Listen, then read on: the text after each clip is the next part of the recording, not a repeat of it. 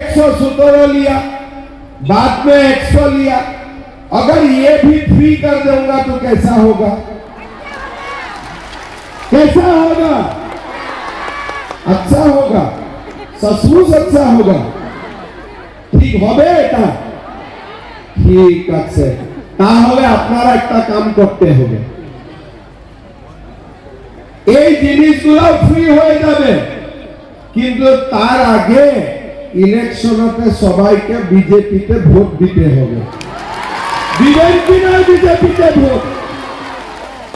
একটা আবার একটা কথা বলেন, চিনিটা তো হয়ে গেল, ডালিটা হয়ে গেল, নিমকটা হয়ে গেল, এখন কোনসা জিনিস থাকে গেল? কোনসা रह गया? तेल भी चाहिए क्या? कितना चाहिए? 1 लीटर?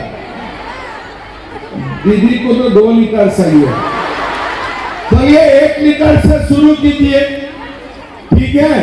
हम लोग क्या करेगा, चुनाव में आप लोग बीजेपी को वोट डालिए, चीनी भी फ्री हो जाएगा, दाल भी फ्री हो जाएगा, नमक भी फ्री हो जाएगा, साथ में तेल भी फ्री हो जाएगा।